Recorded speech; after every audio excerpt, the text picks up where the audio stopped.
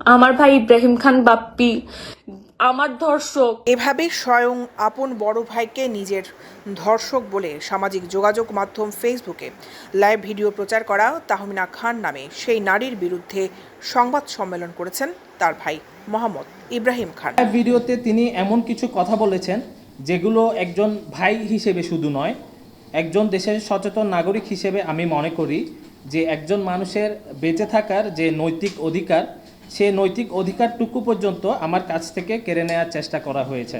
27 June বৃহস্পতিবার press ক্লাবের S Rahman হলে এই সংবাদ সম্মেলনের আয়োজন করা হয়েছে। সেখানে উপস্থিত ছিলেন তার আত্মীয় স্বজনরাও। এর আগে ফেসবুকে অপপ্রচার চালানো সেই অভিযোগে সাইবার ট্রাইব্যুনালে বোনের বিরুদ্ধে মামলাও করেছেন ইব্রাহিম।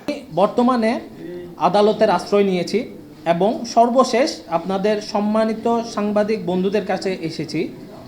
আপনারা দয়া করে এই বিষয়টা জাতির সামনে তুলে ধরে এই যে আমার ছোট বোন বিপথে চলে গেছে এবং সে যে এভাবে একজন দুশ্চরিত্র ও লোভী মানুষের পাল্লায় পড়ে পুরো পরিবারটাকে ধ্বংস করে দিচ্ছে। সংবাদ সম্মেলনে ইব্রাহিম খান দাবি করেন, বড় বোনের জামাই আমাদের বাড়িতে আসা যাওয়ার সুবাদে আমার এই ছোট বোনের একটা সম্পর্ক সৃষ্টি হয় তার সাথে। বিষয়টি প্রথমে পরিবারের কেউই জানতো না। পরে ঘটনাটি জানাজানি হলে তাদের এমন কর্মকাণ্ডে বাধা দেওয়াতে তার সাথে আমার দ্বন্দ্ব সৃষ্টি হয়।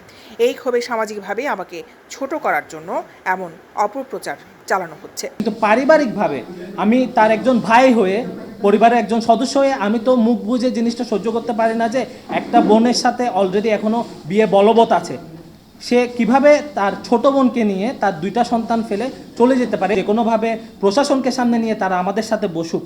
হ্যাঁ, এটা একটা মিটমাট তো করা দরকার। যেহেতু আমি দৌড়াচ্ছি এবং তাদের যে ভিডিওটা ভাইরাল হয়েছে, তারা হয়তো মনে করতে পারে সেই ভিডিওগুলো প্রচার করার পিছনে আমার হাত রয়েছে। সেজন্যই আমাকে টার্গেট করে মূলত তারা এই ধরনের মিথ্যা অপবাদ দিচ্ছে। তিনি বলেন, যেখানে আপন ছোট বোনকে আমি কোলে পিঠে করে মানুষ করেছি, সেখানে আমাকে ধর্ষক উপাধি দিয়ে বিভিন্ন কুরুচিপূর্ণ কথা সম্প্রচার করা হচ্ছে। আমি নিজেকে মানুষ হিসাবে মনে করছি না, মনে হচ্ছে আমি যেন একটা পশু। আত্মহত্যার পথ বেছে নেওয়া ছাড়া আমার আর কোনো পথ নেই। আমার 3 জন বোন আছেন, তাদের মধ্যে আমার সবচেয়ে ছোট বোন তাহমিনা খান আমার চেয়ে প্রায় 11 বছরের ছোট। তাকে আমি কোলে পিঠে করে মানুষ করেছি। তার যে নাম তাহমিনা খান, এটাও আমি রেখেছিলাম। সে ছোট থাকা অবস্থায় যখন কখনো আমার মা অসুস্থ থাকতেন, তখন আমি তার পায়খানা পর্যন্ত পরিষ্কার করেছি। তার কোনো ইচ্ছা অপূর্ণ রাখতাম না। সে কোনো জিনিসের বায়না ধরলে তা আমার বাবা মা না দিলেও আমি তাকে দেওয়ার চেষ্টা করতাম। ইব্রাহিম আরও বলেন, আমার পুরো পরিবারকে ধ্বংস করে দেওয়ার জন্য বড় বোনের স্বামী শাওনের আঁকা ছক এটি।